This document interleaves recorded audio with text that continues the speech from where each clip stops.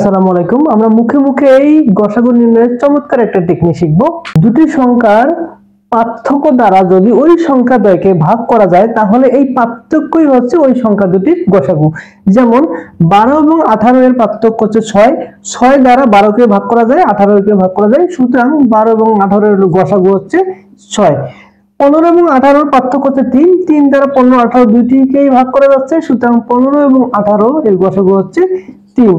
অনুরূপভাবে আমরা যদি দেখি 35 এবং 42 এর পার্থক্য হচ্ছে 7, 7 দ্বারা দুটাকে ভাগ করা যায়, সুতরাং 35 ও 42 এর গসাগু হচ্ছে 7।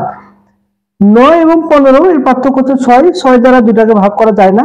এরকম ক্ষেত্রে যদি ভাগ করা না যায় তাহলে ওই সংখ্যাটিকে আমরা অর্ধেক করে দেখব ভাগ করা যায় কিনা, তারপরেও যদি না যায় আবার অর্ধেক করে দেখব ভাগ করা যায় কিনা। তবে অর্ধেক করলে যদি ভগ্নাংশ আসে যেমন 3.5, 4.5, 5.5 এরকম, তাহলে অবশ্যই বুঝবো যে ওই সংখ্যা দ্বয়ের গসাগু হচ্ছে 1।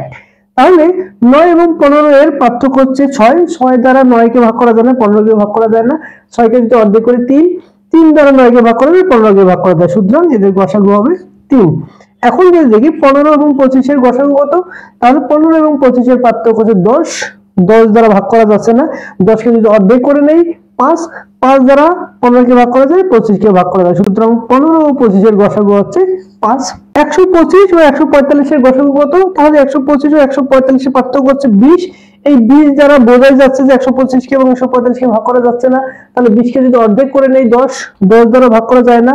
10 কে যদি অর্ধেক করে নেই 5, 5 দ্বারা বোঝাই যাচ্ছে এটা ভাগ যাবে, যেহেতু এর শেষে 5 আছে এবং এর শেষেও 5 আছে, তাহলে 125 এবং 145 এর গসাগু হচ্ছে 5। আমরা একটা প্রশ্ন দেখি, কোন বৃহত্তম সংখ্যা দ্বারা 27, 40, 65 কে ভাগ করলে যথাক্রমে 3, 4, 5 ভাগশেষ থাকবে। তাহলে এখানে যেহেতু বৃহত্তম সংখ্যা বলা আছে তার মানে গসাগু করতে হবে, আর যেহেতু 3, 4, 5 ভাগশেষ থাকে তাহলে এই সংখ্যা তিনটি থেকে আমরা যদি বিয়োগ করে নেই, 27 থেকে 3 বিয়োগ করলে হচ্ছে 24, 40 থেকে 4 বিয়োগ করলে হচ্ছে 36 এবং 65 থেকে 5 বিয়োগ করলে হচ্ছে 60। তার মানে এই 24, 36, 60 এর গসাগুই হচ্ছে উত্তর। এখন এই 24 এবং 36 এর পার্থক্য হচ্ছে 12, তাহলে 12 দ্বারা 24 কে ভাগ করা যায়, 12 দ্বিগুণ 24, 12 দ্বারা 36 কে ভাগ করা যায়, 3 12 36, 12 দ্বারা 60 কে ভাগ করা যায়, 5 12 60। তার মানে এই 12ই হচ্ছে গসাগু, অর্থাৎ সঠিক উত্তর হবে 12। গণিতের এরকম সহজ সমাধান, মজার মজার টেকনিক শিখতে এবং গণিতের প্রতি ভালোবাসা তৈরি করতে অ্যাপ্লাইড ইজি ম্যাথ এই বইটি ফলো করুন।